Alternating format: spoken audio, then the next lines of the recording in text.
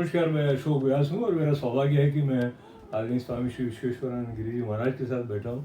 तो अन्य बातों के अलावा कि आप संन्यास आश्रम के अध्यक्ष या उसको नेतृत्व प्रदान कर रहे हैं, या आपने 1981 में संन्यास ग्रहण किया, 1995 से आप महामंडलेश्वर जी के रूप में, और संन्यास लेने के कुछ ही वर्षों बाद आप पूरे विश्व भ्रमण पर अपने गुरु महाराज के साथ गए थे।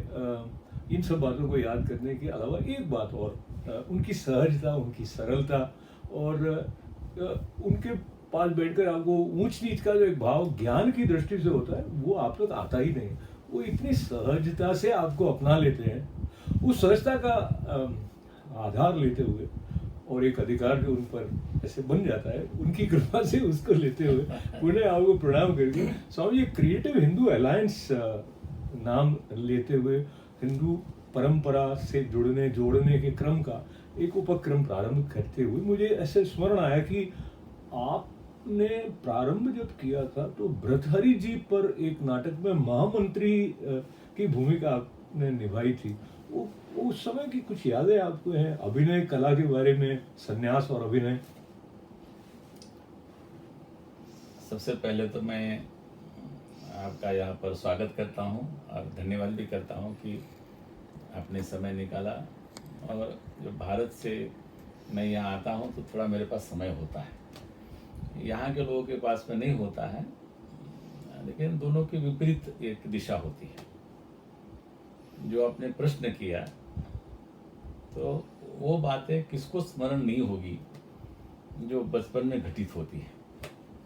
सबसे अधिक उन्हीं बातों का हम स्मरण भी करते हैं, उससे प्रेरणा भी लेते हैं, और वो बातें हमेशा एक हमारे मस्तिष्क में बनी रहती है।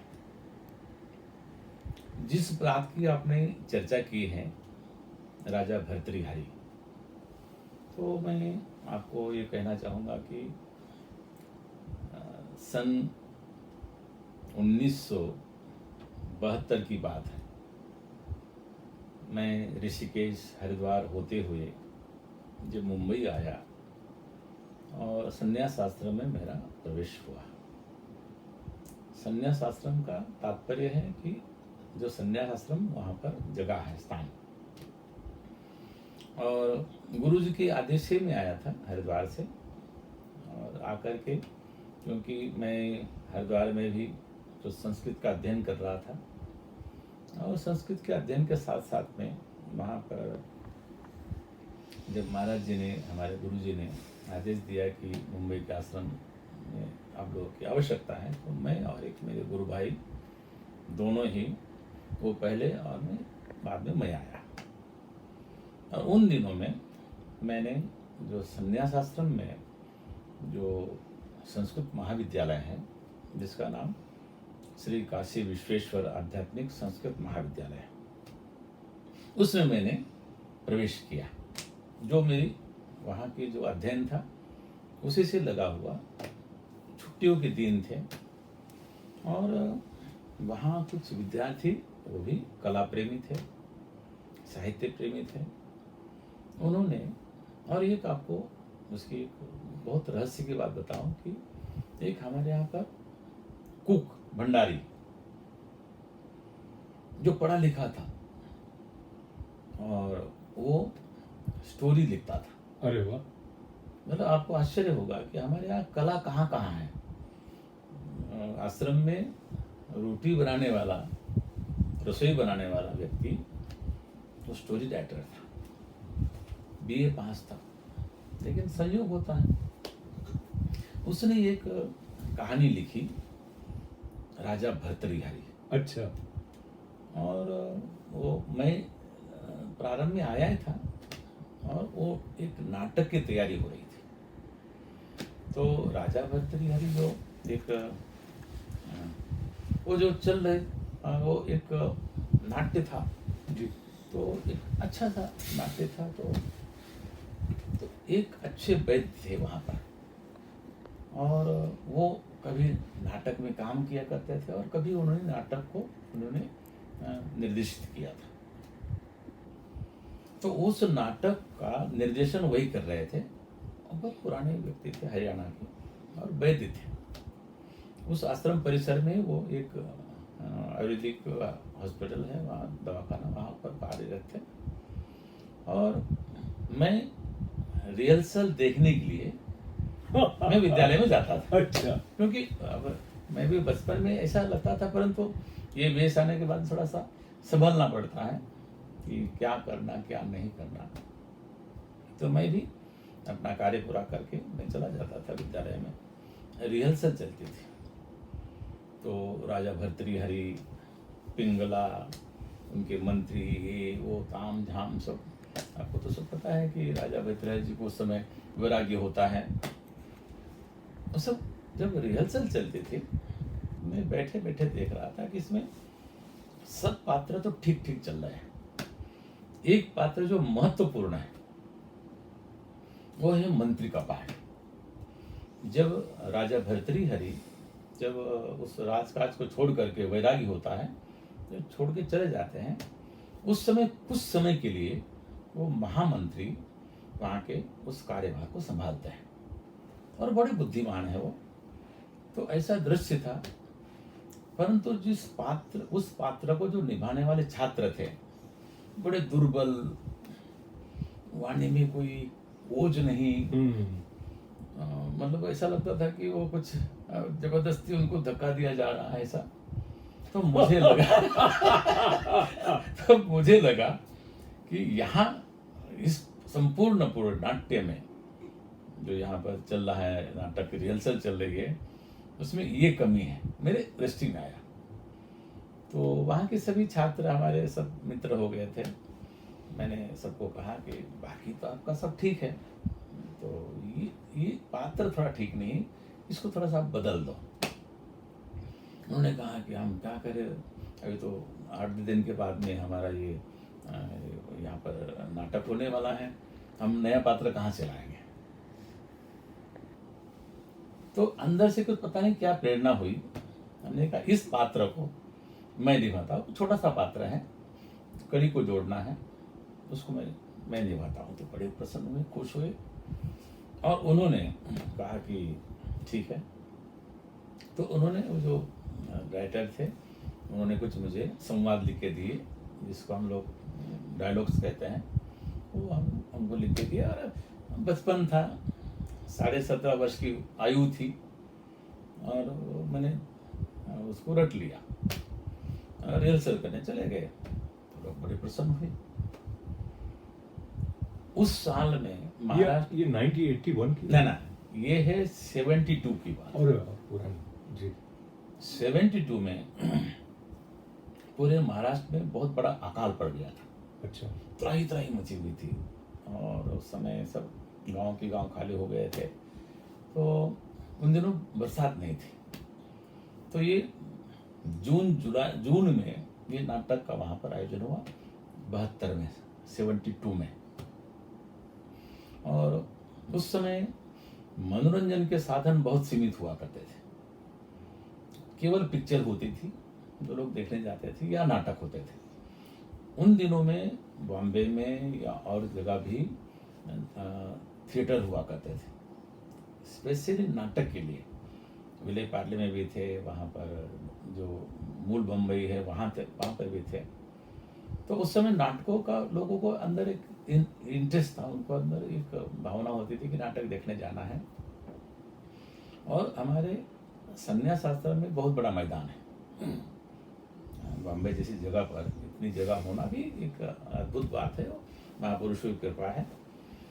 मंच लगा और जो आपको ध्यान होगा कि पहले मगनलाल ड्रेस वाला एक हुआ करती थी, एक फर्म है, उनके यहाँ पर सभी फिल्मों के लिए, नाटक के लिए उनके यहाँ पर कपड़े मिलते थे किराए से, और सुंदर सुंदर ड्रेस आए थे। तो भीतर तो यही था, परंतु फिर ऊपर से वो गाउन जो मंत्री वाला होता है, ऊपर पगड़ी, हाथ में तलवार, ये वो जो कुछ उस समय रहा होगा, वो सब कुछ मुझे भी पहनाया गया। और हमारे एक अच्छे कलाकार थे जो मेकअप बहुत अच्छा करते थे। आपने कभी सुना होगा कि संन्यास आश्रम में घी की मूर्ति बनती है। हाँ, घी की, जो अपना डालडा घी होता है उसकी श्रावण महीने में मूर्ति बनती है। तो उसके बड़े अच्छे कलाकार थे, बड़े अच्छे मेकअप मैन थे। तो उन्होंने सबका मेकअप किया और मेरा भी मेकअप किया फिर ऊपर से, और ड्रेस पहना, और नाटक वो प्रारंभ हुआ। और लगभग 12 लाख की वहाँ पर बहुत संख्या में लोग, मुझे लगता है कि उस समय संख्या तो ध्यान में नहीं, लेकिन बहुत पूरी संख्या थी। और वहाँ पर नाटक प्रारंभ हुआ। जैसा जिसका जो पात्र था वो निभाते गए। और फिर उसके बाद में जो आया, जो फल जो राजा भर्तृहरि अपनी पत्नी को, पिंगला को अमर फल देते हैं। आपको कहानी पता है? थोड़ी सी बताइए, हमारे कुछ दर्शकों को नहीं भी पता है। उसमें एक ऐसी कहानी थी कि जो राजा भर्तृ हैं उस समय सम्राट थे, और उनको अपने पत्नी पर अत्यधिक प्रेम करते थे। तो उनको एक किसी संत ने एक फल दिया कि बोले, राजन ये फल खाओगे तुम अमर हो जाओगे, सुखी हो जाओगे। वो अपने पत्नी से बहुत प्रेम करता था। तो वो पत्नी से प्रेम करता था, तो राजा भर्तृहरि ने वो फल अपनी पत्नी को दिया। पत्नी किसी और से प्रेम करती थी, तो उसने कहा कि मैं खा के क्या करूंगी, तो वो मेरा जिसको मैं प्रेम करती हूँ उसको दो। और वो फिर से राजा को प्रेम करता था। तो वो फल राजा से, संत से आया राजा के पास, राजा से रानी के पास गया, रानी के पास से और कहीं गया, और कहीं से फिर वापस पुनः वो फिर राजा के पास आया। जब उनको पता लगा कि ये तो सब भ्रम है, उनको वैराग्य होता है, और उसी समय वो राजपाट वहां पर छोड़ देते हैं। वो घटना उस क्रम में वहां पर उस नाटक में थी। स्वामी, मैं थोड़ा सा इंटरप्ट करता हूँ। ऐसे हाँ जी। राजा भरतराज जी के संदर्भ को लेकर मुझे लगता है उनको एक बार वैराग्य आता है, फिर वापस वैराग्य टूट जाता है, वापस जाते हैं, ऐसा कुछ संदर्भ आता है? ना, ऐसा नहीं है। अच्छा। जब उनका वैराग्य हो गया कि वो उनका अंतिम वैराग्य था, अच्छा। वहां से उन्होंने दीक्षा ग्रहण की नाथ संप्रदाय में। और उससे मैं आपको एक महत्व की बात बताता हूँ आपके दर्शकों के लिए भी। जो हम हरिद्वार में हरि की पड़ी जिसको बोलते हैं, वहाँ जब हरि की पड़ी पर जब राजा भर्तृहरि अपने संत जीवन में तपस्या करते थे, तो उनके छोटे भ्राता विक्रमादित्य, जो आज हम लोग विक्रम संवत मनाते हैं, उन्होंने उनके लिए वहाँ पर एक मंदिर बनवाया, एक कुटिया बनवाई, जिसका नाम हरि की पैड़ी, जो हम लोग जो हरि की पैड़ी बोलते हैं, वो राजा भर्तृहरि जी के लिए उनके भाई विक्रमादित्य जी ने बनाया था 2000 साल पहले। वो ब्रह्मकुंड है। तो वो वहां जाकर के वो फिर उनका संत जीवन रहा, और फिर वैराग्य शतक आदि उन्होंने बहुत से ग्रंथ लिखे। तो उन्होंने कहा कि इस श्रृंगार शतक भी है। हाँ, बहुत है, बहुत उनका बहुत लेखनी है, लेकिन कड़ी है, सत्य है। क्योंकि उनको सत्य का आभास हो गया था, क्योंकि हम संसार के भ्रम जाल में ही रहते हैं। जो कभी कभी अपने को ठीक लगता है, जो सत्य नहीं है, वो भी सत्य प्रतीत होता है। जैसे हम पिक्चर देखने जाते हैं तो पर्दे पर तो कुछ होता ही नहीं है, पीछे तो बिल्कुल निर्जीव है सब, लेकिन वहाँ चित्र होते हैं। तो कभी कभी हम वहाँ पर भी इमोशनल हो जाते हैं, कभी हमारे में भी वहाँ पर भाव आते हैं। तो वैसा ही है, संसार ऐसा है। तो वहाँ जा कर के रहे, तब अचानक जो दृश्य है नाटक में, अब कहा कि भाई आपका प्रवेश है। उस समय जब मेरा प्रवेश होता है, तो उन दिनों में दोनों बातों की उस समय कुछ संयोग बैठा था। महाराष्ट्र में भी उस समय बहुत अकाल पड़ा हुआ था, दुर्भिक्ष था, और साथ साथ में उन दिनों में उस समय जब राजा भर्तृहरि जी छोड़ के चले गए, तब वहाँ पर भी दुर्भिक्ष हुआ, मतलब अकाल पड़ गया था। तो वहाँ की जनता त्राही त्राही त्राही माम करते हुए आ रही थी। तो वहाँ पर जो किसान के वेश में, कुछ और वेश में जो लोग वहाँ पर जो आने लगे, और फिर वो एक हमारे, मैं उनको आज स्मरण करूँगा यहाँ पर, कि बहुत बड़े अच्छे ज्योतिषी थे, हमारे सहपाठी थे उस समय, उनका नाम गौरी शंकर शास्त्री। और ऐसा ज्योतिष था, उनको मैं भारत में 1 नंबर का ज्योतिषी उनको मानता था। अच्छा। कभी जो बात कहते थे, मैं अगर किसी से कोई पूछना चाहता था तो मैं उन्हीं से बात करता था। संयोग से अभी 2 वर्ष पहले उनका निधन हो गया, तो वो भी किसान वेश में थे। अच्छा। ऐसे सब विद्यार्थी, अध्यापक, वहाँ पर सभी लोग ऐसे ही थे। और वहाँ पर एक हमारे संत थे दूसरे, वो तो बड़े वृद्ध थे, लेकिन वो भी वहाँ पर संत वेश में आए थे, वो खप्पर उप्पर लेकर के। और मैं वो मंत्री के परिवेश में, और उस समय अब 17 साल की उम्र, तो उस समय लगेगा, उस समय आवाज़ में बुलंदी, और अभी भी है। अरे नहीं, वो तो ठीक है। तो समय कुछ और था। तो फिर मेरे जब मैं तो वहाँ पर कुछ नहीं, मुझे ज़्यादा बोलना भी नहीं था। और फिर जो वहाँ पर वहाँ की जनता आई, महामंत्री जी, त्राही माम त्राही माम त्राही माम, हमारे यहाँ पर अभी इस समय की स्थिति है, आप इसको किसी तरह से आप हमारी सहायता कीजिए, हम लोग भूखे मर रहे हैं। ऐसा ऐसा जो संवाद थे वहाँ पर, मैं सबको सांत्वना देता हूँ, और यथासंभव, उस नाटक की बात है, और अब भी मेरा वही काम है, सांत्वना। मैं भी कोई आते हैं, अभी भगवान ने मुझे, अच्छा, तो आप इसमें जारी रखिएगा, लेकिन मैं अपने दर्शकों को बताऊं कि वो जो महामंत्री जी 1972 के 50 साल बाद भी कई उनको लोग अब भी मंत्री जी कह संबोधित करते हैं। मैं आपको आगे बताऊंगा उसको। जी। तो उस समय सांत्वना देने का काम था, जो अभी निरंतर चल ही रहा है। तो उस समय मैं बैठता हूँ, और फिर जब उनको मैं सांत्वना दे करके वो सब चले जाते हैं, और फिर मेरे ही द्वारा, मतलब उस समय मंत्री के द्वारा ही जो वहाँ के विक्रमादित्य हैं, उनका राज्याभिषेक होता है, और फिर मेरा वहाँ पर रोल जो है वो कुछ मिनटों का ही था, वो समाप्त हो जाता है। फिर नाटक चलता है। उसमें एक संयोग की बात, हमारे गुरुजी सामने बैठ करके नाटक देख रहे थे। तो वो तो नाटक बड़ा एकदम साफ सुथरा, एकदम, उसमें कोई किसी प्रकार के कोई भी दूसरा कोई ना संवाद था ना कुछ, बहुत ऐतिहासिक नाटक था। जब मैं बोलने लगा तो किसी को पूछते हैं कि ये कौन है, मतलब ड्रेस सब अलग था, तो बोले ये कौन बोल रहा है।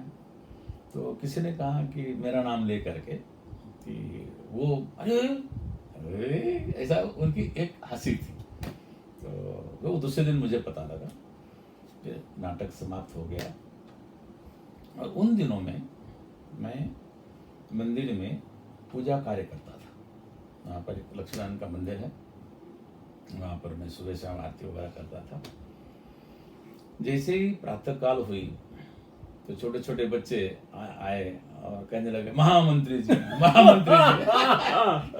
उसका कारण ये था कि मुझे, मेरा नाम कोई जानता नहीं था, और नाम आज भी उच्चारण करने के लिए लोगों को कई बार उनके जुबान जो है वो संभाल पाते, लेकिन संभलती नहीं है।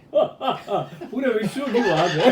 कैसे विश्वेश्वरानंद, वो तो भी बहुत बड़ी मुश्किल होती है, जल्दी में तो कोई कर ही नहीं सकते हैं। इसलिए मैं कभी कभी बोलता हूँ कि विश्वेश्वर आनंद ऐसा कुछ लिखा करो, लेकिन ऐसा है कि बड़े बड़े लोग भी आज भी नहीं उसका उच्चारण कर पाते, तो उस समय की बातें ही। तो सब लोगों ने बोलना शुरू कर दिया कि महामंत्री जी, आपने रात को बहुत अच्छा काम किया, बहुत अच्छा लगा, ये बड़े बोलने लगे। अब धीरे धीरे मैं भी अपना नाम भूल गया। और मंत्री जी हो, लोग पहले महामंत्री, हाँ, पहले शुरू प्रारंभ में महामंत्री जी। तो मुझे भी अच्छा लगता था कि एक छोटा सा नाटक ने मुझे एक नया नाम दे दिया, और मेरे नाम को ऐसे भी लोग नहीं जानते हैं, और वो मैं महामंत्री के नाम से प्रसिद्ध हुआ। लेकिन धीरे धीरे वो महा हट गया, जो छोटा मंत्री जी रहे। तो मंत्री जी रह गए। और संयोग से कुछ संयोग बनते हैं। देखिए, मेरा जीवन ही संयोग है। मैंने जीवन में कुछ किया ही नहीं, जो कुछ हुआ वो अपने आप हुआ। सच बताऊं आपको अशोक जी, अरे मैं ना बहुत देर से ऐसे अपने आप को थोड़ा संयम में रखा हूँ, क्योंकि कई बातों में प्रश्न आते हैं, पर मुझे लगता है एक धारा है, वो चलती रहे। फिर भी अब मैं वहां जाता हूँ, जब आपने कहा कि मैंने कुछ किया ही नहीं, तो संन्यास किसने लिया था, वैराग्य किसके मन में आया था? वो भी सत्य बात कि मैं आपके, ये तो रिकॉर्ड हो रहा है, और मुझे तो आश्चर्य की बात है कि जितनी बार आपने मेरे विषय में कुछ पूछा है, तो आपको अभी भी स्मरण है। तो आपको स्मरण फिर वापस, और आपके सामने जो ये है ना, ये तो जी ये यंत्र है, ये तो कभी ना झूठ बोलता है ना कभी वो छुपाता है, ना कुछ अधिक बोलता है। जो उसके सामने होता है वही पकड़ है। तो फिर मैं संयोग बना कि वो तो नाटक भी समाप्त हो गया, लोग भी बोलने लगे। संन्यास आश्रम में एक पद होता है, जो एक होता है कोठारी, जो नीचे भोजन की व्यवस्था करना, सामान की व्यवस्था करना, आए गए के देखना, और एक होता है वहाँ पर पहले सेक्रेटरी का पद था, जिसको सचिव बोलते हैं। तो उसमें उनका होता है कि वित्त का व्यवहार, जो महाराज जी थे उनको कुछ अपनी मंत्राणा देना या उनसे बताना कि ऐसा है, ये व्यवस्था संबंधी, उसको पहले बोलते सचिव। क्योंकि मैं उस पद पर आ गया, नीचे वाले पद छोड़ करके बाद में मुझे उस पद पर, तो लोगों को लगा कि ये इस आश्रम के मंत्री हैं, क्योंकि वो तो पद वही था। तो संयोग, मैंने कहा ना कि संयोग जुड़ते गए, और लोगों ने समझा कि ये आश्रम के मंत्री है, तो मंत्री नाम चलता रहा, प्रसिद्ध हो गया सब जगह, यहाँ तक कि हमारे समाज में भी। और मेरे गुरुजी भी मेरे नाम कभी लेते ही नहीं थे। अरे वो मंत्री को बुलाओ तो फिर मैं जाता था। लेकिन तब तक तो मुझे अच्छा लगता रहा, क्योंकि चलो ठीक है, कम से कम जी तो लगता है तो मतलब आनंद की बात थी। और फिर समाज में फिर धीरे धीरे सन 87 में आद्य जगत गुरु भगवान शंकराचार्य की 12वीं शताब्दी समारोह हम लोगों ने मनाया। तो उन दिनों में मेरे तरफ जो एक दायित्व था, वो विदेश का था। विदेश में जा करके आपको सब जगह इसका ये उस पर विषय पर प्रवचन करना है, भगवान शंकराचार्य के जीवन चरित्र पर आपको बोलना है सब जगह जा करके। तो उन दिनों में भी मैं अमेरिका आया था, जैसे इस बार आया हूँ।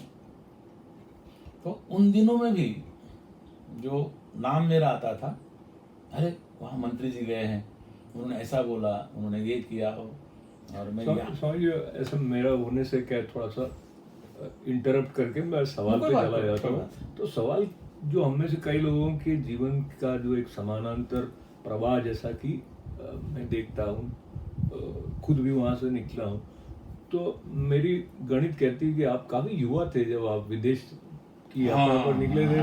32 वर्ष के आसपास रहे होंगे, अगर मैंने ठीक कैलकुलेट किया। 17 से 87, 15 साल हुए लगभग। नहीं, मैं तो 81 में आ गया था। अच्छा, 81 में आए थे यहाँ। विदेश आते हुए, अमेरिका आते हुए मुझे 42 वर्ष पूर्ण हुए। और आपको वो भी तिथि बता दूं तो अगस्त की अंतिम तिथि शायद 31 अगस्त की, शायद 31 अगस्त को रात्रि को करीब लगभग 2 बजे, पहले पेनाम एयरपोर्ट, एयरवेज थी, अमेरिकन थी वो, उसमें पहली यात्रा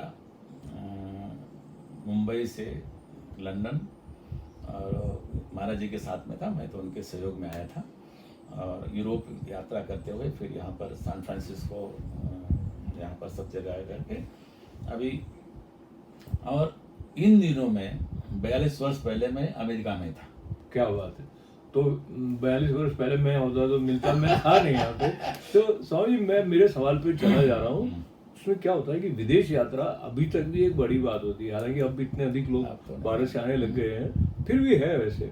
और कई लोग लालायित रहते हैं कि वो अमेरिका जाए, यूरोप जाए इत्यादि। अब आप वैसे तो वैराग्य के साथ आपका जीवन था और आप गुरु सेवा में भी थे, फिर भी आपको आपको कैसा लगा पहली बार विदेश यात्रा के लिए पासपोर्ट बनाया, हवाई जहाज में बैठे? मैं अपनी बता के फिर आपको, इसलिए कि कंट्रास्ट के हिसाब से मैं पूछा।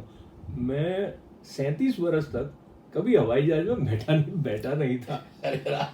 अमेरिका 37 के लगभग था, बट 34।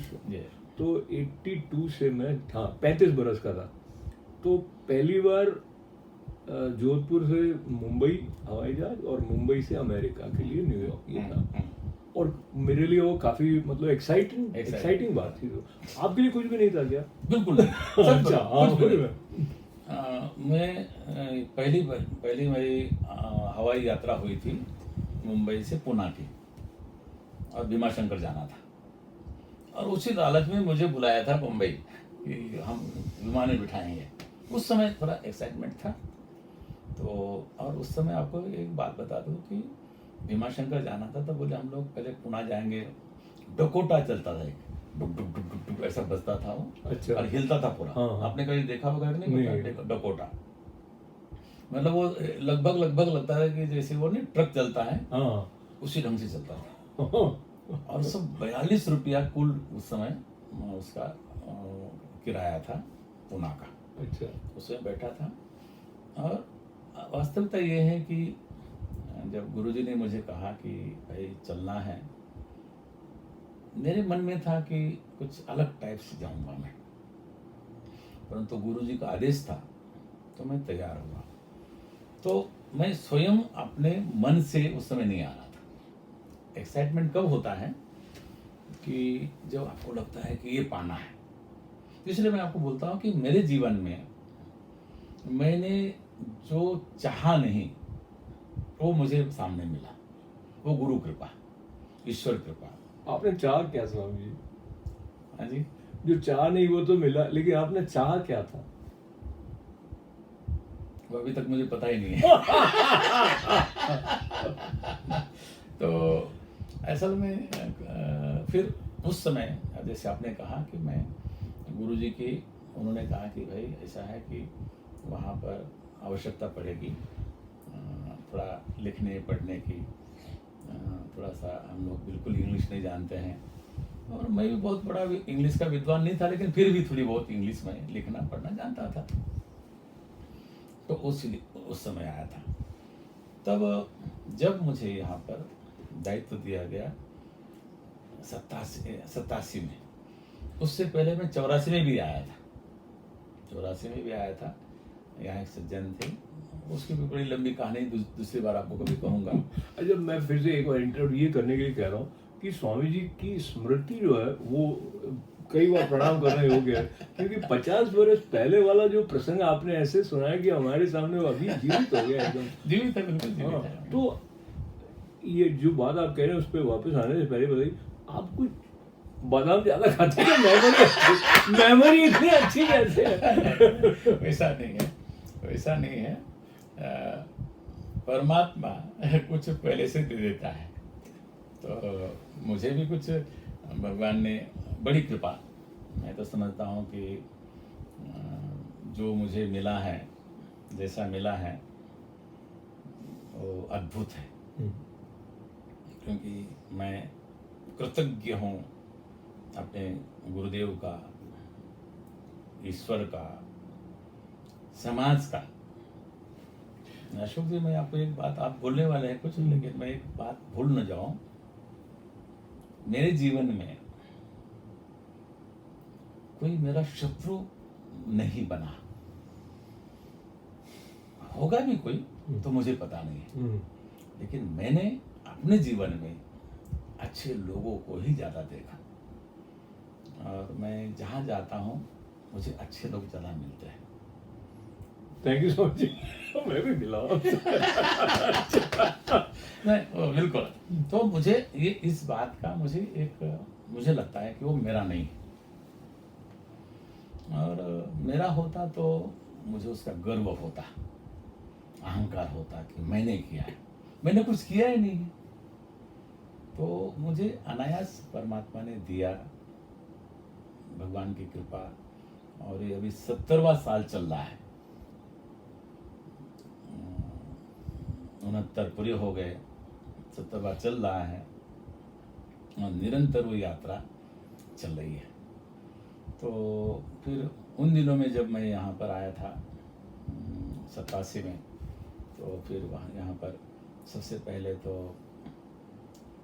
लंदन में, आप तो पत्रकारिता के व्यक्ति हैं, तो उस समय BBC रेडियो प्रसिद्ध था, टेलीविजन नहीं होता था उस समय। हाँ, तो BBC रेडियो में हमारे कुछ परिचित लोग। हाँ, मैं फिर BBC तक आने से पहले अपने मन में जो जी। बात आई निवेदन कर दूं, तो कितनी सरलता से आपने कहा कि मैंने तो कुछ किया ही नहीं है। तो मुझे लगता है ये भी जो हमारी सनातन परंपरा है, उसमें जो समर्पण, शरणागति का भाव और निरहंकार होकर जो कुछ निमित्त बनने वाला, जो कि श्रीमद् भगवद गीता में अर्जुन को भी निमित्त मात्र भव सब साचे। हाँ, तो वो कैसे जीवन में चरितार्थ होती, वो स्वामी जी के पास बैठ के। और मुझे भी ठीक से पता नहीं है कि आपकी महिमा जो हम भौतिक उपलब्धि जो प्रकट है उसके रूप में देखते हैं तो कितनी है, पर बहुत संक्षेप में, चाहे सूरजगिरी बंगला है या बहुत सारे ऐसे संस्थान हैं और बहुत सारे ऐसे निर्माण कार्य हैं जिसके पीछे ये वाले जो मंत्री जी हैं वो निमित्त रहे हैं,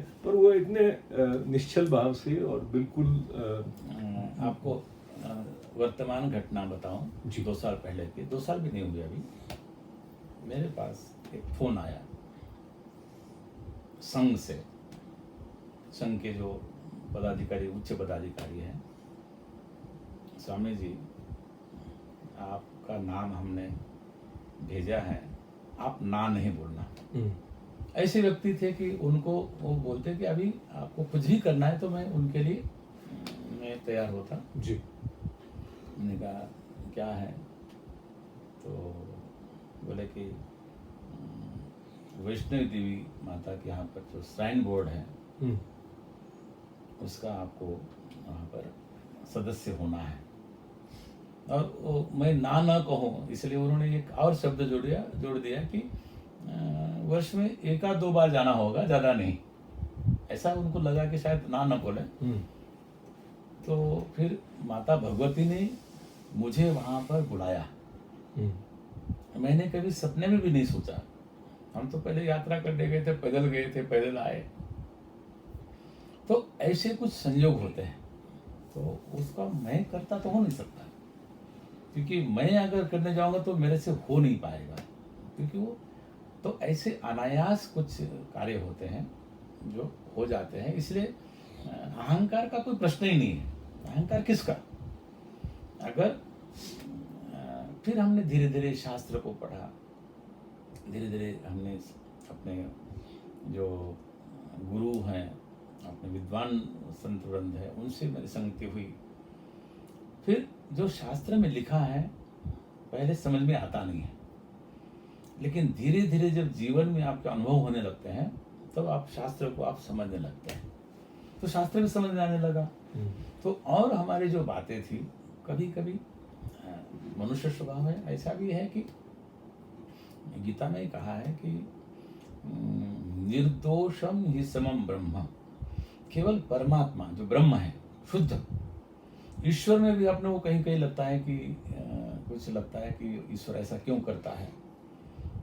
जो शुद्ध ब्रह्म होता है, उस शुद्ध ब्रह्म के अतिरिक्त सब में कोई ना कोई दोष है। मेरे में भी स्वाभाविक है, हो सकता है, और है, कोई बात नहीं कि मैं ऐसा नहीं कि वो कोई बहुत ज़्यादा कोई ऐसा हो, लेकिन एक परमात्मा की कृपा, गुरु का आशीर्वाद, और जिस स्थान पर मैं बैठा हूँ, जो आप सूरजगिरी बंगला बोलते हैं हरिद्वार में, वो ऐसा स्थान है जहाँ बड़े बड़े सिद्ध हुए।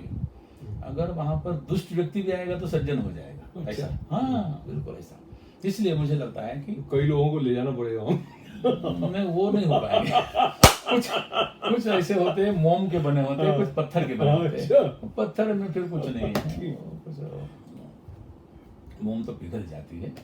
तो आप किसको, आपके साथ जो रहेगा वो भी सज्जन ही होगा, इसलिए आप किसी को तो कहने का मतलब कि ये है कि इस प्रकार के वातावरण में जो वातावरण बना है उसके ये कारण मैं बता सकता हूँ।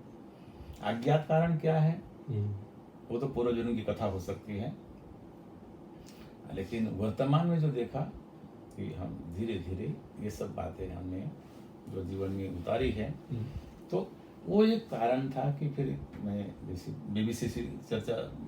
अब तो स्वामी बीबीसी पे आने से पहले मैं वापस इस बात से मुझे ऐसे याद आया, ये सनातन धर्म है, शास्त्रों का अध्ययन किया, वो जो मर्म की बात आप कर रहे हैं वो ये भारत है। और मैं भी सौभाग्य से दीक्षित शिष्य हूँ, तो स्वामी जी जो मेरे गुरु महाराज के मुख से मैं श्रवण करता था, तो गंगा के बारे में, हरिद्वार के बारे में या हिमालय के बारे में जैसे एक श्रद्धा जागृत हो जाती है, शास्त्रों के प्रति एक निष्ठा हो जाती है, उससे मुझे लगता था कि वो भारत जो कि गुरु दृष्टि से दिख रहा है और वो भारत जो कि राजनीतिक दृष्टि से अखबारों में आ रहा है और जिस तरह के वक्तव्य आ रहे हैं वो अलग अलग है। पर अभी ऐसा लगता है कि ये और अधिक एक बड़ा अंतर ऐसे आ गया कि इस पे मैं आप संक्षेप में आपका जो, जैसे हम जो भी सनातन धर्म हिंदू धर्म को मानने वाले हैं, जो वो ये सुने कि भारत में ही एक राजनीतिक दल के नेता ऐसा वक्तव्य देते हैं कि सनातन धर्म में पूरा दोहराना नहीं चाहता, सुनने और बोलने योग्य है। पर तो और उसके बाद में भी ऐसा लगता है कि पूरा जो सनातन या हिंदू समुदाय है वो कोई आवेशित प्रतिक्रिया नहीं करता है। अधिकांश लोग सोचते हैं कि ये मूर्ख है या ऐसा कर दिया, और मैंने जो भी संतों से भी इस संबंध में चर्चा की तो वो भी कहते हैं ये उपेक्षणीय है इत्यादि है। पर इसका कोई राजनीतिक और सामाजिक संसाधनों की जहाँ पर खींचतान सी समुदाय विशेष के हिसाब से होने लग जाती है, अधिकारों की बात होने लग जाती है, तो आपको क्या लगता है इसका क्या एक सामूहिक संतुलित जो एक ठंडे दिमाग से क्या प्रतिक्रिया होनी चाहिए? आध्यात्म निरंतर चलने वाला प्रवाह है, जन्म जन्मांतर का प्रवाह है, और उस जन्म जन्मांतर में जो व्यक्ति आध्यात्म में से जुड़ा रहेगा वो उसी धारा से वो चलेगा। परंतु ये संसार है एक क्षणिक है, क्षणिक सुख है, क्षणिक सत्ता है, ये सब क्षण क्षण में बदलता रहता है। तो एक प्रकार की हमारे यहाँ पर एक बोलते हैं पुण्य और पाप। जो पुण्यात्मा होते हैं तो वो फिर उस बात को समझते हैं, और जिनके अंदर केवल स्वार्थ होता है, केवल स्वार्थ भावना से, तो मुझे लगता है कि वर्तमान की विशेष करके भारत की जो राजनीति है वो स्वार्थ से चल रही है। क्योंकि हमारा क्या इतनी मजाक किए हैं लोग अपने भारत में कि आपको मतलब उसकी कल्पना नहीं होगी कि इतने बड़े बड़े घोटाले करके धन कमाया लोगों ने और कुछ नहीं हुआ।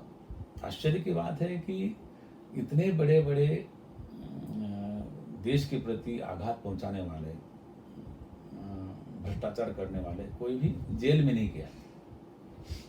इसका बहुत लोगों ने लाभ लिया। अब जब से सत्ता परिवर्तन हुआ है तो मैं भी समझता हूँ कि जो व्यक्ति 9 साल से ऊपर हो गए और एक दिन भी छुट्टी नहीं ली, और भगवान की कृपा एक दिन भी एक छींक नहीं आई और उनको ऐसा कुछ हो भी नहीं, और कभी किसी और केवल भारतीयता, संस्कृति, राष्ट्र, धर्म, इसके साथ साथ में सबका कल्याण, ऐसा व्यक्ति बहुत समय बाद आया है। अब जो लोग जिस राजनीति से जुड़े हुए थे, जो संकीर्ण राजनीति, अब उसका विश्लेषण यहाँ बहुत ज़्यादा आवश्यक नहीं है, आप सब जानते हैं परंतु हमारे पास हमारे यहाँ पर क्षेत्रीय राजनीति कि हमारा जो है अस्तित्व बना रहे, और उस अस्तित्व को रखने के लिए कि बहुत से लोग अपने आप को भूल जाते हैं। जिन लोगों ने ये उच्चारण किया है सनातन धर्म के लिए, ऐसी अभद्र भाषा का प्रयोग किया है, वो भी सनातनी हैं। वो उनका अन्य धर्म में अभी तक प्रवेश नहीं हुआ है, वो अपने इसी धर्म से अभी भी जुड़े हुए हैं। अगर उनका नाम भी आप देखेंगे तो वो संस्कृत से मिलता जुलता है। हाँ। उदय निधि क्या? हाँ। उसका नाम यही है शायद, उदय निधि। उदय प्रकाश, चलने वाला जो अभी शुरू हुआ है, निधि मतलब उसकी राशि है। तो अभी भी सनातन से जुड़े हुए हैं, परंतु जो स्वार्थ है, क्षणिक स्वार्थ, और उसके लिए बहुत बड़ा दल बना, कई दलों से मिलकर के एक संगठन बना, और हमेशा ही होता रहा है। ये आज की पहली बात नहीं है। देव और दानव, कौरव और पांडव, ये पहली बार सामने नहीं आया है। ये इतिहास अभी हो जाएगा। इसका इतिहास जब क्षण बीत जाता है वो इतिहास हो जाता है। यही इतिहास को लोग पढ़ेंगे। और सनातन धर्म ये कोई सामान्य धर्म नहीं है। आपने एक बात कही थी कि किसी का आक्रोश नहीं है। हमारे यहाँ आक्रोश के लिए कोई स्थान ही नहीं है। हमारे यहाँ पर प्रतिकार के लिए कोई स्थान नहीं है। हम तो केवल इतना ही चाहते हैं कि जब मैं सर्वप्रथम जब मुझे श्राइन बोर्ड में जब माँ भगवती के यहाँ पर गए, मेरे को बुलाया, तो मुझे वहाँ पुजारी जी है, तो जब वहाँ के बोर्ड के मेंबर हैं तो स्वाभाविक है कि वो लोग विशेष रूप से पूजा वूजा कराते हैं। तो मुझे पहली बार जब गया तो पुजारी जी ने कहा कि आप मांगिए, कुछ मांगना है। तो मैंने उस समय पुजारी से कहा कि अब मुझे भगवती ने सब कुछ दिया हुआ है, लेकिन मैं तीनों भगवती, जो तीनों वहाँ पर तीन स्वरूप है, एक है महाकाली, महालक्ष्मी, महासरस्वती, तीन वहाँ पिंडी हैं। और उन्होंने कहा कि ये महाकाली है, आप मांगिए। मैंने कहा भगवती, आप भारतवर्ष को इतना मजबूत बनाए कि किसी की दृष्टि इस तरफ ना आवे, शक्ति देने वाली है। और फिर माँ भी बात सुन रही है सर। माँ सुन रही, माँ ने सुना मेरा। मेरी माँ है, इसने मेरे को वहाँ पर अपना बनाया है, तो मेरी माता है वो। तो उनसे हम उन्हीं से मांग सकते हैं। और बच्चे का माँ से ही मांगने का अधिकार होता है। फिर वही मांगा कि आप हमारे भारत को आप सुदृढ़ बनाए। बन ही रहा था उस समय, हमने थोड़ा और प्रार्थना की। मध्य में महालक्ष्मी है, तो माँ भगवती से मैंने प्रार्थना, उन्होंने कहा कि महालक्ष्मी ने कहा अपने भारत को इतना समृद्ध बनावे, वैभवशाली संपन्न बनावे कि जो पहले जैसा था वैसे ही हमारा भारतवर्ष बने। तो मैंने ये वहाँ पर प्रत्यक्ष रूप से मैंने मांग की। तो महासरस्वती है जो आप कह रहे हैं, तो उस बात को मुझे याद आया। तो मैं वहाँ कहा कि जो दुष्ट बुद्धि वाले लोग हैं उनकी बुद्धि सही हो जाए, ये भगवती से मैं मांगता हूँ। तो ये जो इस तरह से लोग होते हैं, हम इतनी ही कामना करते हैं कि ये जो लोग हैं ऐसे लोग रहे हैं हमेशा ही। तो वर्तमान में हम लोगों को समझ में आता है कि ऐसा किसने बोला है, किसने कुछ कहा है। हमेशा से ही ऐसे लोग इस धरती पर रहे हैं। वेदों को, मूर्तियों को खंडित करने वाले लोग यहाँ पर आए, और फिर भी हमारा सनातन धर्म वैसा कि वैसा रहा। आपको, आप तो इतिहास के भी आप जानकार हैं, मना भी नहीं कर सकता। ऐसा लगेगा कि पता बौद्ध काल में अपने भारतवर्ष में क्या क्या नहीं हुआ। जी जी। और आज भी उसके अगर आप उदाहरण देखेंगे, कंबोडिया आदि देश में जाएंगे, विश्व का सबसे भव्य मंदिर था अंगरकोट, क्या उसका नाम है, अंकुरवाट का मंदिर, विष्णु भगवान का मंदिर, विश्व में सबसे भव्य मंदिर है वो। और एकड़ में फैला हुआ है, और उसके जो नीचे वाली जो परकोटे होते हैं उसमें रामायण और महाभारत के वो चित्र बने हुए हैं, और आज भी वहां पर भगवान विष्णु की मूर्ति अंदर नहीं है। और ऐसे 2000 मंदिर कहाँ है?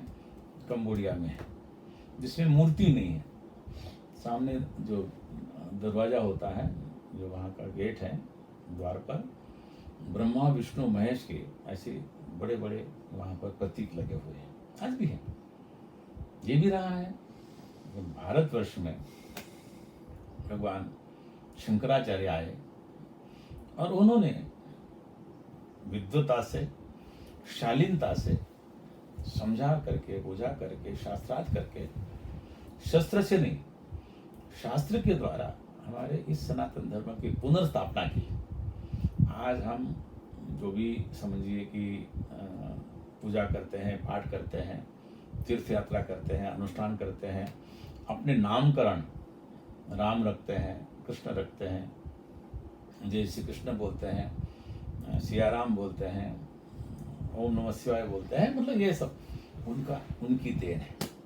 तो इस सनातन धर्म को हमेशा ही ऐसे लोग आए हैं, परंतु ऐसे लोगों का कोई अस्तित्व रहा नहीं है, क्योंकि सनातन धर्म वाले अगर सही समझे, क्योंकि हम कभी हम लोग क्षणिक किसी बुद्धि के द्वारा, हमारे क्षणिक सुख के लिए हम किसी भी धर्म में जाते हैं जो हमें नहीं जाना चाहिए, कि वहाँ अब मुर्दा लेटा हुआ है, जब वो खुद ही मुर्दा है तो आपको क्या देगा वहाँ से। इसलिए हमारे यहाँ तो बोलते हैं कि भाई जो स्वयं साक्षात परमात्मा है वो आपके भीतर बैठा हुआ है। जब तक अपने को उसका अनुभव नहीं होता है तब तक दूसरे में देखो। लेकिन आज भी हमारे यहाँ पर भी ऐसे लोग और ऐसे संप्रदाय आए हैं कि जो अच्छा लगता नहीं लोगों को बोलना। हमारे अभी ब्रह्मलीन जगतगुरु शंकराचार्य स्वरूपानंद जी ने बहुत अच्छी बात उठाई उस समय, शायद आपको भी अच्छी लगे नहीं, लेकिन वो वास्तविकता है कि हमारे यहाँ पर भगवानों की कमी क्या है। और दूसरी बात कि ये लोग नहीं समझते हैं कि हम जो हमारी कमाई है वही हमको मिलेगी। आप बैंक में जाते हैं, वहाँ पर करोड़ों रुपए पड़ा रहता है ना, तो लेकिन मिलता किसका है आपको? आप चेक लिखेंगे, बोलेंगे 10 करोड़ दे दो, देगा कोई? नहीं देगा, नहीं देगा ना। तो आपके बैंक अकाउंट में जितना होगा उतना तो मिलेगा ना। तो वो हम नहीं समझ पाते। हम सोचते हैं कि वो हमको दे देगा। कोई किसी को ना देता है ना किसी को लेता है। ये बात मैं अभी वापस बीच में आ रहा हूँ, क्योंकि बोले मेरा फिर अच्छा नहीं लगता, बहुत देर हो गई। तो स्वामी जी फिर बीवी से चलेंगे वापस, लेकिन उसके पहले जो आपने बात बताई, तो एक तो क्या आपकी वाणी में जो धीरता है, गंभीरता है, जो एक शाश्वत आस्था है, एक विहंगम दृष्टि से घटनाक्रम को देखकर कहाँ क्या हो सकता है वो है। पर स्वामी जी जब इस प्रकार की वाणी जिसका उल्लेख हमने किया और पूरा बोला नहीं, तो कहीं ना कहीं जो सनातन धर्म के अनुयायी हैं, जो श्रद्धा के साथ जुड़े हैं, उनका क्या कर्तव्य हो जाता है, इसके बारे में चिंतन प्रारंभ हो जाता है। आपने कहा कि प्रतिकार नहीं करते हैं, और मैंने भी जैसे कहा कि आवेशित नहीं होते हैं, पर इसमें कहीं ना कहीं लोगों को कभी ऐसा लगने लग जाता है कि ये कहीं हमारे अस्तित्व पर प्रकट रूप में जो है, जो अंदर है, जो कि है विस्तार है, और जो कि हमारे समझ से परे का है, वो तो रहने वाला है। पर जैसे भौगोलिक दृष्टि से भारत सिमट पहले से गया, जैसे अखंड भारत जब आप कहते हैं ना, तो उस दृष्टि से राजनीति भी आजकल एक प्रकार का वो एक ऐसा स्वरूप बन गया है जिसको लेकर ऐसा लगता है कि कई जगह संसाधन सिमट गए। जैसे मंदिर जो है वो सरकार के अधिग्रहण में है, कई जो आप चढ़ा के आते हैं माँ को, उसका कुछ और हो रहा है वहाँ पे, ऐसा है। तो इस संबंध में पुनः में एक आम जो सनातनी, चाहे भारत में रहता है भारत से बाहर रहता है, उसको इन बातों की उपेक्षा कर देनी चाहिए, या इस पर मंथन करके कुछ है जो वो कर सकते हैं, करना चाहिए? मुझे दुख इस बात का है और उसको सुधारना चाहिए। अगर हमारे प्रति चाहे वो सनातन धर्म हो, चाहे वो देवालय हो, चाहे संत हो, चाहे कोई भी, उस पर हम कभी बोलते नहीं हैं। हम्म, और इस कारण से जो अनर्गल बोलने वाले लोग हैं, जो वाजियाब बोलने वाले लोग हैं, उनका मन बढ़ जाता है, उनके अंदर जोश आता है। तो मैं सनातन धर्म वालों से, या भारतीय, भले सनातन धर्म हम बोलते हैं, हमारे यहाँ पर आस्तिक नास्तिक अलग प्रकार के लोग हैं, लेकिन जो भी हम भारत में रहते हैं, हम भारतीय हैं, भारतीय संस्कृति में रहते हैं, उनको अपने विरुद्ध होने वाला षड्यंत्र, उसके विषय में सचेत रह करके जो भी व्यवस्था है, उस व्यवस्था में हमको कहना चाहिए। नहीं तो ये जो इतना ऐसा जो धर्म है, जो इस प्रकार का धर्म जगत में कहीं नहीं है। हम्म, जो धर्म कहता हो सर्वे भवन्तु सुखिनः, सर्वे सन्तु निरामया, तो ऐसा जो धर्म है सबके कल्याण की बात करता है, सबके आरोग्य की बात करता है, सबको सुख मिले उसकी बात करता है। तो ऐसे लोगों को भी उस धर्म का पालन करने के लिए या धर्म की रक्षा के लिए कम से कम बोलना चाहिए, ये मेरा अनुरोध है। और दूसरी बात कि ऐसा नहीं है कि प्रतिकार नहीं हुआ है।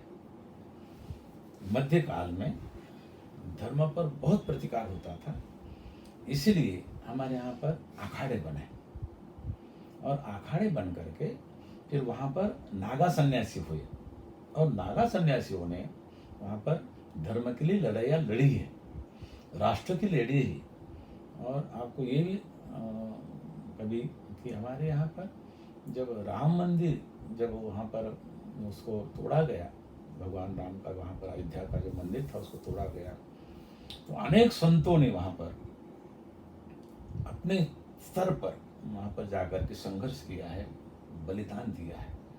तो ऐसा नहीं है कि हमारा केवल हम तो इसलिए यदा यदा धर्मस्य, भगवान ने कहा ना कि जो वर्तमान व्यवस्था है वो भी उसी का एक अंश है।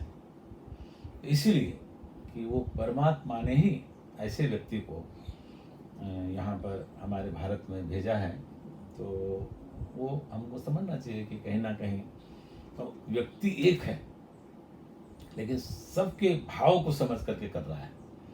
आज आप वाराणसी जाएं, उज्जैन जाए, आप केदारनाथ जाए, या जहाँ जहाँ आप देखते हैं जी, तो आज ऐसा विचार, ऐसा जो उदात्त विचार और एक विशाल एक उनकी जो अपनी कल्पना है, तो ऐसा व्यक्ति आता है।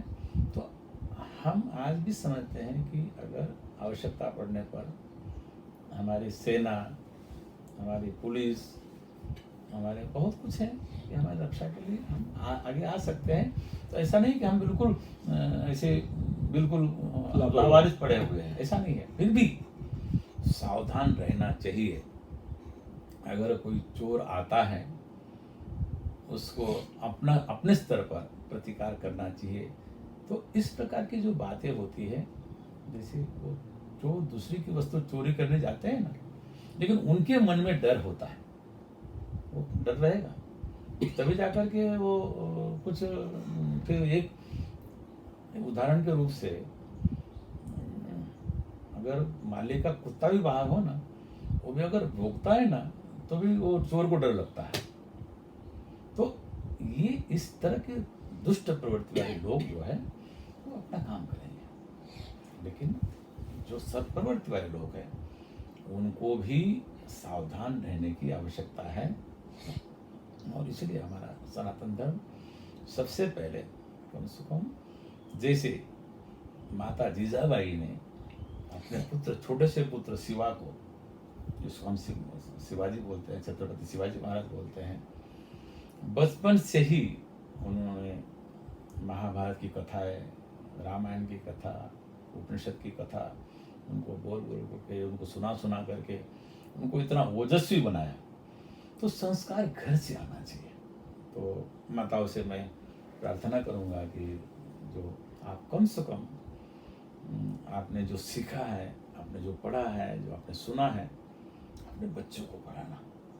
लेकिन समय बदल रहा है, सबकी अपनी अपनी कुछ एक सीमाएं हैं, सीमा है समझ की और भी समस्या भी है, और समय का एक समय की मांग भी होती है कि बच्चा भी पैदा भी नहीं हुआ और कौन से स्कूल में डालना है पहले से सोचना पड़ता है, उसको कितना खर्च आएगा। तो ये सब बातों को, इसके अतिरिक्त भी जब आपका बालक हो, कम से कम उसको इतना तो कह सकते हैं कि हमारा धर्म क्या है, हमारे देवता क्या है, हम किस संस्कार से है, हमारा गोत्र क्या है, ये इतना तो हमको कहना ही चाहिए। तो दोनों तरह की चर्चाएं स्वामी जी के साथ हो रही है। उनके व्यक्तिगत जीवन, जो कि वैसे व्यक्तिगत नहीं, सार्वजनिक, लेकिन फिर भी वो व्यक्ति रूप में जहाँ जहाँ से निकले, तो थोड़ा बहुत ये बड़ी उनकी कृपा है कि वो उदारता से हमारे साथ बांट रहे। तो हम बात प्रारंभ कर रहे थे तब भर्तृहरि जी का उल्लेख हुआ, मंत्री जी वहाँ से चल के, और उनकी विदेश यात्राओं का जो संदर्भ आया था, उसके बीच में मैं वापस इंडिया चला गया था उनके साथ। लेकिन अब हम वापस आ जाते हैं लंदन। जब आप पहुंचे और बीबीसी का आप कुछ उल्लेख कर रहे हाँ, थे। बीबीसी में जब पहली बार आया तो हमारे कुछ वहाँ पर परिचित थे, जो वहाँ पर बीबीसी के जो उस समय जो अनाउंसर होते थे, आज भी मेरे संपर्क में हैं। तो उनको जो पता लगा कि मैं विदेश में भगवान शंकराचार्य के 12वीं शताब्दी समारोह के निमित्त में आया हूँ, तो बहुत बड़ा एक इंटरव्यू होता था वहाँ पर। उसका नाम कुछ और था कि आज के अतिथि या मेहमान, ऐसा 8 दिन में एक कार्यक्रम होता था। शिवकांत एक वहाँ के बहुत अच्छे अनाउंसर जी, आज भी है वो, तो उन्होंने मेरा इंटरव्यू लिया था, और वो भी बहुत विद्वान व्यक्ति है। तो वो इंटरव्यू पूरे भारत में भी सुना गया, और ख़ास करके वो रिकॉर्डिंग किसी ने कर लिया था वहाँ पर। तो उस समय भी वो मंत्री जी वहाँ जाके ऐसा, मतलब उस समय भी मंत्री नाम मेरे साथ जुड़ा हुआ था। तो फिर वहाँ से मैं यहाँ अमेरिका आया। अमेरिका में हमारे एक जो यहाँ सज्जन हैं, अभी नहीं रहे वो, सीताराम पटेल, उन्होंने मेरे पूरी यात्रा को उन्होंने ही स्पॉन्सर किया। जहाँ जहाँ जाता, जहाँ जहाँ मैं जा कर के प्रवचन करता, उनकी गाड़ी, ड्राइवर, ये वो सब उन्होंने व्यवस्था की थी। और फिर वापस मैं पुनः वापस जब भारत गया, तो मुरारी बापू के मन से भी मैंने अपनी बात कही, और भी बहुत जगह मेरी बात कहने का मुझे अवसर मिला। तो ऐसे तो वो मेरी यात्रा चलती रही। और वह उस समय मंत्री जी के नाम से मुझे लोग जानते थे, नाम तो बहुत कम लोग जानते थे, या तो सर्टिफिकेट में देखते तब मैं पढ़ता था, या फिर कभी उस समय तो मुझे लोग इतने मेरा बायोडाटा कोई नहीं पूछता था उस समय, भाई मंत्री जी आए कुछ बोलेंगे। तो उस समय तो फिर मंत्री जी के पास मैं एक और, वो क्या कहते हैं, अर्जी लेकर जाते हैं, तो अर्जी लेके जा रहा हूँ।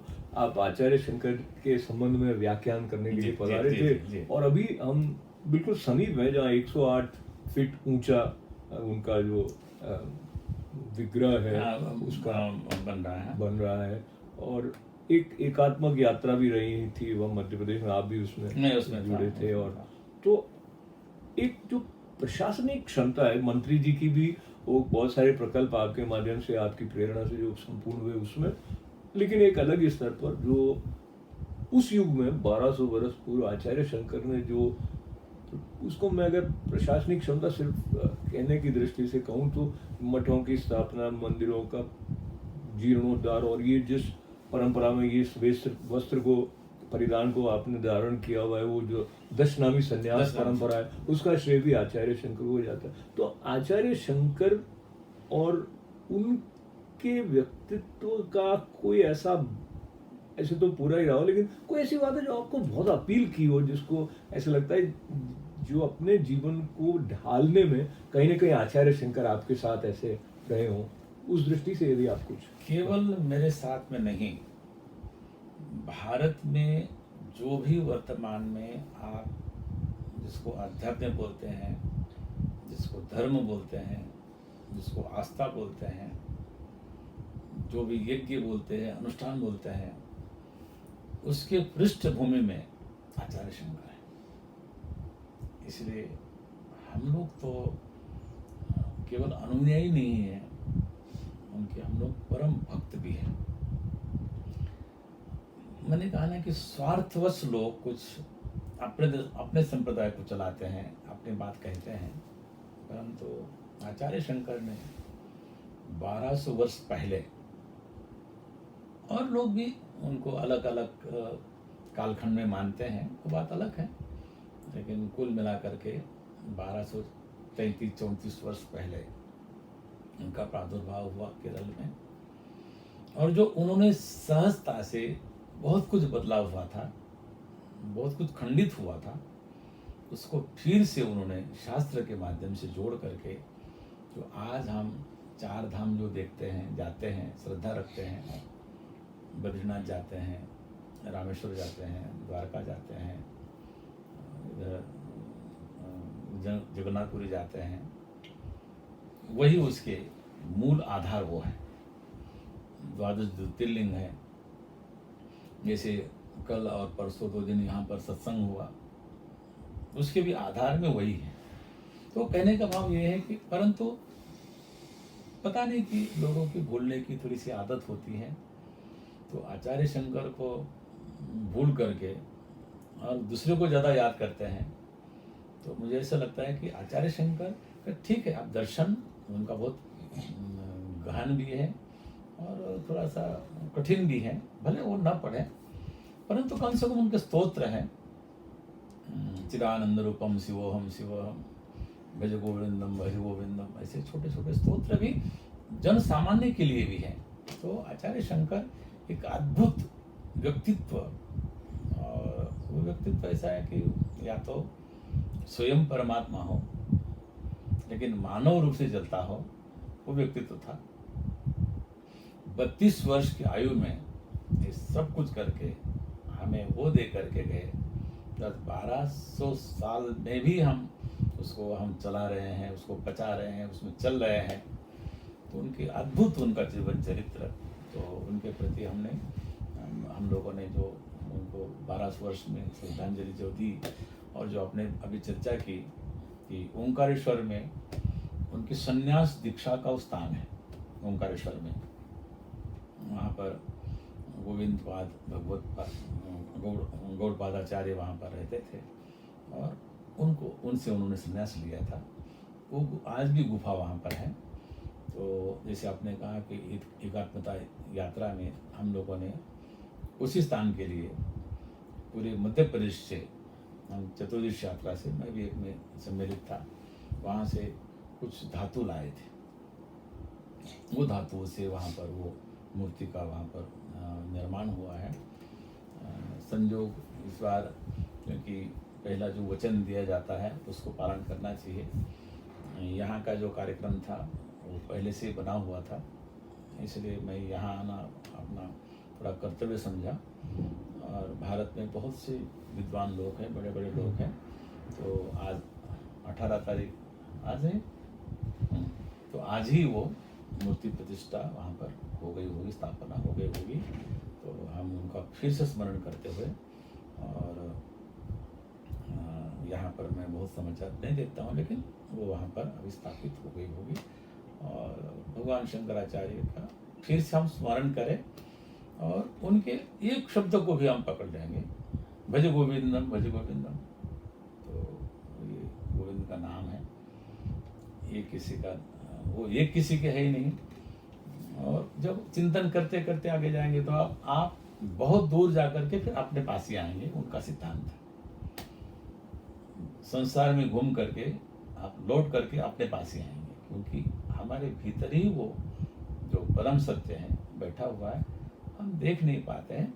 तो उनके विचारों से, उनके संदर्भ से हम देख लेते हैं। तो आज उनका, तो मैं वो जो यात्रा प्रसंग में मैं था, तो वहाँ पर फिर वापस भी गया, और ऐसा। और फिर जब मैं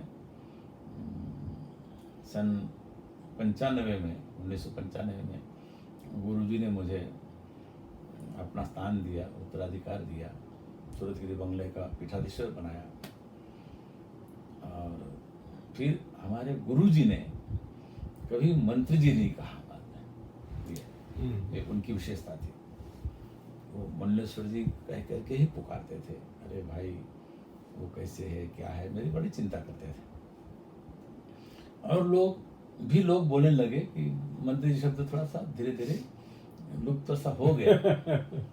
और अब कभी कभी कोई बोलता है तो मुझे बोझ लगता है, सच अब उसका अब कुछ रहा नहीं हो, क्योंकि उससे बहुत आगे मुझे मेरे गुरुजी ने पहुंचाया है।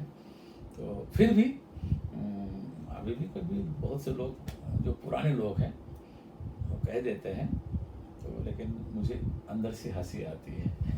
तो ये हंसी बनी रहे आपकी एक्चुअली, अंदर से भी और बाहर से भी, और आपकी उपस्थिति में एक प्रसन्नता का आलोक सा छिटक जाता है, वो ऐसे ही सबका कल्याण करता है। आपने काफी समय हमारे लिए, और ये श्रृंखला मैं जारी रखूं ऐसा आपसे निवेदन करते हुए, अभी समापन की तरफ बढ़ते हुए एक प्रश्न ऐसा है जो थोड़ा लंबा हो सकता है आपकी तरफ से उत्तर देने में, अगर आप चाहेंगे तो।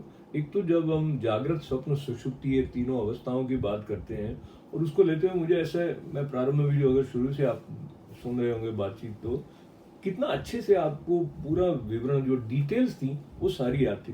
तो ये शब्द है, एक तो डिटैचमेंट है वैराग्य के लिए, अगर समकक्ष में उसको अंग्रेजी का देखूं, और दूसरा मेमोरी हमारी जो होती है वो कौन सी बातों को याद रखे, कौन सी को नहीं रखे, उसके अनुसार हमारा अनुभव संसार बनता है। तो इसकी क्या कला है, वो सहज ही होता जाता है, उसके बारे में यदि कुछ संकेत आप करें ये तीनों अवस्थाओं को साथ रखते हुए। ऐसा है कि जागृत, स्वप्न और सुसुप्ति, ये तीन अवस्था अपने, ये तो शास्त्र की भाषा है। जो हम लोग देख रहे सामने उसको जागृत कहते हैं। जो स्वप्न है, न पूर्ण निद्रा है न पूर्ण जागृत है। उस समय हमारे जो संस्कार होते हैं, उस समय के हमारे संस्कार हमारे मन में आते हैं, और वो मन उस संस्कारों से भ्रमण करता है, तो उसको स्वप्न कहते हैं। और फिर एक अवस्था होती है सुसुप्ति, जो वहाँ पर आपका मन भी है, बुद्धि भी है, आपकी इंद्रिया भी है, वहाँ पर विश्राम करती है। और उस समय आप सो जाते हैं और बोले मैं सुख से सोया, कुछ नहीं जाना, एक आप बोलते हैं, ऐसा एक शास्त्रीय भाषा है। और आपने दूसरी बात कही कि जो आपकी स्मरण शक्ति एक निरंतर चलने वाली, मस्तिष्क में रखी हुई, जैसे कंप्यूटर की चिप होती है, वो कंप्यूटर की चिप में जो जो बातें होती है वो रहती है। और ये जन्म जन्मांतर की हम लोग जो बात करते हैं, तो हमारे पुराने संस्कार भी होते हैं। तीसरी बात कि आपने एक बात पूछी, मैं कुछ अच्छी बातों को संग्रहित करता हूँ, उसको भी भूलता नहीं हूँ। और जो भूलने योग्य बातें हैं, किसी ने निंदा की, किसी ने स्तुति की, किसी ने कुछ कहा, किसी ने अच्छा कहा, किसी ने बुरा कहा, जब मैं अपने कमरे में सोने के लिए जाता हूँ, कक्ष में, वो बुरी बातों को सब बाहर छोड़ देता हूँ, उसको अंदर लाता ही नहीं मैं, क्योंकि उसका स्वभाव था। उसके स्वभाव को हम अपने स्वभाव में क्यों उसको ग्रहण करें।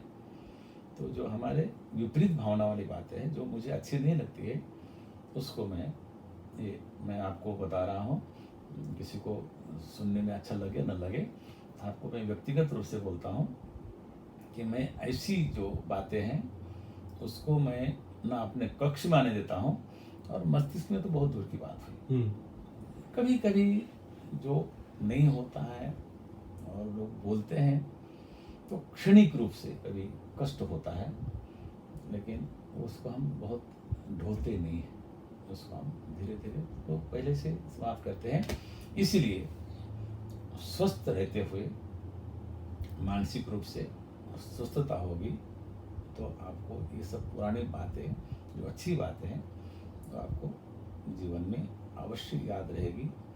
और मैं समझता हूँ कि आप जैसे, मैं तो आपको भी सुनकर के आश्चर्यचकित हुआ कि आपने जो हमारी पहली बातें हुई थी कभी, उन बातों को आपने स्मरण किया, और आज आप इस मंत्री पद को लेकर के यहाँ पर मेरे पास में चर्चा करने के लिए आए। तो कभी मेरे मुँह से निकला होगा कभी, तो वो मुझे अनायास ही वो स्मरण आई। और इसकी अतिरिक्त भी मैं जब से समझ रहा हूँ जीवन में संसार को देख करके तब से लेकर के बहुत समय तक की बातें मुझे ज्यों की त्यों याद है। अब ये है कि संसार थोड़ा बड़ा हो गया है, बड़ी बातें हो जाती हैं, तो फिर कुछ कुछ बातें याद रखता हूँ। और ये सब और सब के सब ये है कि यहीं रख के जाऊँ तो फिर आगे हमको ढूंढना ना पड़े दूसरे जन्म में। तो हम ये चाहते हैं कि इसी जीवन में सब कुछ समाप्त हो जाए, अपने अपने स्थान पे चला जाए, तो यही भावना होती है। और आप जिस बात को यहाँ आप अपने दर्शकों को बताएंगे, मैं आपको पुनः एक बार क्या आपने creative Hindu alliance, Hindu alliance, तो जो आप क्रिएटिव का मतलब है कि उसको ठीक से आप उसको ठीक ठाक समझ कि उसको जोड़ करके आप सामने प्रस्तुत करेंगे। हिंदू भी है, सनातन भी हैं, और हम लोग वैदिक हैं, और हम नाम बदलते रहते हैं। जैसे आपने एक प्रश्न किया था कि मंत्री, अब मैं मंत्री, अब वो छूट गया, तो मैं हूँ। और ये भी जो मेरा नाम है वो भी कोई वास्तविक नहीं है। जन्म के बाद में हम लोगों को हमारी पहचान, शरीर की पहचान के लिए कुछ ना कुछ प्रतीक रूप से बोलते हैं, लेकिन हमारा जो वास्तविक स्वरूप है वो है चिदानंद रूपम शिवोहम। शिवोहम शिवोहम। तो उसको हमको, वो हमारा वास्तविक नाम, तो उस नाम को अगर हम याद रखेंगे और उसी नाम से अगर हमको कोई पहचान भी लेगा, तो मुझे लगता है कि उसका कल्याण हो जाएगा। ये पहचान कहाँ आती है? तो बहुत अच्छी बात है, आपसे बहुत अच्छे भाव से मिलना होता है। आप हमेशा सत्संग में भी आते हैं। और दूसरी एक बात, बीच में बोलते बोलते कि आप भी दीक्षित शिष्य हैं, उसकी कहानी भी आपको पता है कि जिस गुरु जी के आप शिष्य हैं, उनके गुरु जी भी हमारे आश्रम से ही निकले थे। परम श्रद्धेय नरसिंहगिरी जी महाराज, हमारे जो दादा गुरुजी के गुरुजी थे, गिरीशानंद जी महाराज, जो सूरतगिरी बंगला के अष्टम पीठाधीश्वर थे, उनके ही शिष्य थे। और फिर उनको निरंजन अखाड़े के आचार्य पद के लिए उन्होंने दे दिया था।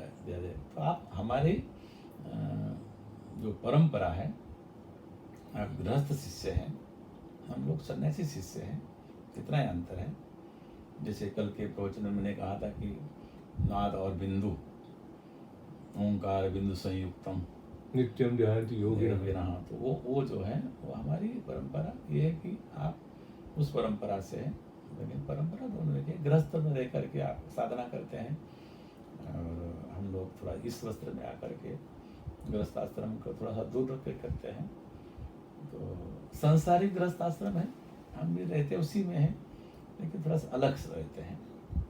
तो आप उस परंपरा से जुड़े हुए हैं, इसलिए आप ये प्रश्न कर सकते हैं, और आप प्रश्न करके उत्तर लोगों के लिए आप दे सकते हैं। तो मैं एक तो मुझे ना हमारे जोधपुर शहर के शायर, तो वो मूल रूप से उनका नाम कुछ और, लेकिन शीन का निजाम साहब, उनका एक शेर है कि वो कुछ इस तरह चाहता है मुझे, अपने जैसा बना लिया है मुझे। तो मुझे लगता है जो संत हैं वो करुणा करके जो समीप आते हैं उनको, चाहे वो चिदानंद रूप हो, शिवों के माध्यम से हो, कहीं ना कहीं वो जो अनंत वाला एक नाद है उसको झंकृत कर देते हैं। और एक और पहले ये एक लतीफे के रूप में भी बात आती थी कि भाई पुष्पक विमान जो होता है उसमें एक सीट खाली रह जाती है। ऐसे कहते पंडित जी भोजन के लिए आए तो उनके लिए एक पूरी की जगह और खाली रह जाती है। तो हमारे जैसे लोग होते हैं उनके पास एक प्रश्न के लिए और जगह आ जाती है। तो ये अंतिम प्रश्न कह के मैं फिर और एक दो कर देता हूँ ये, लेकिन मैं ऐसे अंतिम के समीप में रख देता हूँ। आपने सत्य के बारे में कहा, आपने कहा कि जो अच्छी बातें हैं उनको आप रख लेते हैं, और मैंने आपकी मेधा के बारे में बात किया था, वो बहुत सारे स्तोत्र याद हैं, बहुत सारे ग्रंथों के यूं स्वर पाठ आप कर सकते हैं।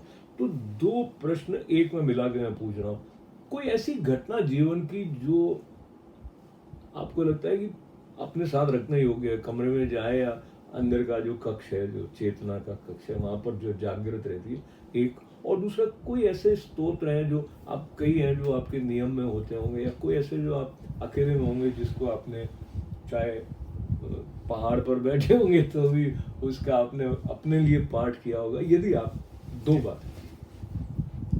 एक तो पहले तो आपका क्या प्रश्न था? कोई ऐसी घटना। घटना पहली ऐसी घटना तो मैं आपको पहले भी बताया मैंने कि मेरे जीवन की एक ही घटना है कि कभी कभी जब पद मिलता है तो व्यक्ति में अहंकार आता है, और जो देने वाला है उसकी कभी उपेक्षा होती है। मैं अपने जीवन में ये समझता हूँ कि जो मेरे जीवन की सबसे बड़ी घटना है, जिन गुरुदेव ने मुझे अपने समान ही नहीं, अपने से बड़ा बना दिया, उस घटना को मैं अपने जीवन का सार मानता हूँ। उनकी प्रसन्नता, और वो मैं, बाकी तो ठीक है, बहुत कुछ हो जाता है। और दूसरा ये है कि जैसे स्तोत्र की बात है कि स्तोत्र में भगवान ऐसे कि वैदिक और पौराणिक दो प्रकार के जो मंत्र होते हैं, उसमें जो वैदिक मंत्र हैं वो ज़्यादा यथार्थ होते हैं, तो उनका चिंतन हमेशा करना चाहिए। और जो मूल मंत्र है जो संन्यास का, उसको धारण करके रखना चाहिए। वो तो मैं आपको नहीं बताऊंगा, क्योंकि अभी आपको फिर दूसरे कपड़े हमको देंगे। वो मूल मंत्र जो गुरुदेव ने जो दिया है उसको हम स्मरण रखते हैं, वही तुम्हारा स्वरूप है। और उसके लिए एक बहुत वहाँ के वृद्ध एक महात्मा थे। जब मैं मंडलेश्वर बनने जा रहा था तो एक दिन पूर्व संध्या पर, तो उनको बहुत 102 वर्ष के होके गए, वो सूरतगिरी बंगले में थे, उनके श्रद्धा से जाता था। तो मुझे जब पता लगा कि मंडलेश्वर बनने वाला, तो मेरे बाजू बिठाते थे। उन्होंने एक बात कही, बेटा कल से आप मंडलेश्वर पद पर आओगे। तो उन्होंने कथा सुनाई। बोले एक राज्य था, तो वहाँ पर जब राजा की मृत्यु होती थी तो वहाँ पर जो पहला व्यक्ति उस नगर में आता था उसको राजा बनाते थे। तो फिर उन्होंने कहा कि एक दिन जब राजा की मृत्यु हुई तो उस दिन एक संत वहाँ पर उस नगर में आए, तो सब लोग गए कि कहा कि आपको राजा बनना है। और उन्होंने कहा कि अपने यहाँ के राज्य के आप आए हैं, तो वो उन्होंने स्वीकार कर लिया। जब राजकाज करते थे तो उन्होंने अपना दंड और कमंडल एक खूंटी पर टांगते थे, और जब वो राजकाज करके आते थे तो उसको देख करके स्मरण करके सो जाते थे। उन्हें बेटा ऐसा रहोगे तो ठीक था। तो वो ऐसी चीज़ें घटनाएं होती हैं, वो जीवन में मैं थोड़ा सा अपने स्मरण रखता हूँ। ये दो बातों, दो जो प्रश्न थे उसका संक्षेप में होता है। तो बहुत बहुत आपको आप आए, अपने अनेक प्रकार के यहाँ पर अपनी जो अंदर की बात है वही बाहर मेरे सामने रख दी, और जो मेरे ये संसार, मतलब ये संसार के अनुभव, जगत के अनुभव, व्यवहार के अनुभव मैंने आपके सामने रखे हैं। और बाकी ये तो सब चलने वाली प्रक्रिया है। मेरे से बड़े बड़े लोग दुनिया में हैं, शक्तिशाली हैं, वैभवशाली हैं, बुद्धिशाली हैं, बोलने में मेरे से बहुत ज़्यादा तेज हैं, तर्रार हैं, लेकिन मैं जैसा हूँ, मुझे लगता है कि परमात्मा ने मुझे मेरे जैसा ही बनाया है, तो उसकी बहुत बहुत कृपा। और आप सबका पुनः एक बार अशोक जी हमारे व्यास, बहुत उन्होंने धर्म की बात और व्यवहार की बात सब आपके सामने रखते हैं। वो भी मेरा धन्यवाद करेंगे ही ऐसा लगता है, लेकिन मैं उनका धन्यवाद करता हूँ कि आप ऐसी बातों को सबके सामने रखते हैं। तो आप सबका कल्याण हो और हम भगवान के जो भगवान हैं उसको जानने में हम समर्थ हो, इसी शुभकामना शुभ भावना के साथ मैं अपने वाणी को यहाँ विराम देता हूँ। ओम शांति शांति। शंकरम शंकराचार्यम केशवम बादरायणम सूत्र भाष्य कृतौ वंदे भगवन्तो पुनः पुनः। ईश्वरो गुरुरात्मैति मूर्ति भेद विभागिने व्योमवद् व्याप्त देहाय दक्षिणामूर्तये नमः। तो स्वामी जी के चरणों में बारंबार प्रणाम करते हुए अपने गुरु महाराज का, ईश्वर का प्रति कृतज्ञता के साथ साथ मैं विशेष रूप से आपका धन्यवाद करना चाहता हूँ। आपका नाम मुझे पता नहीं है, पर आप देख रहे हैं, कहीं ना कहीं मेरे अच्छेतन में था कि आप देखेंगे। तो आपकी उपस्थिति जो कि हमारे साथ रही है, इस मुझे ये आनंद देने का हेतु बनी है कि मैं स्वामी जी के पास बैठ के ये रसमय और ज्ञानप्रद और प्रफुल्लित करने वाली चर्चा कर सका। और उनकी तो कृपा है ही है, तो उन्होंने करुणा से इतना कुछ बताया। बहुत बहुत धन्यवाद, बहुत मंगल कामना।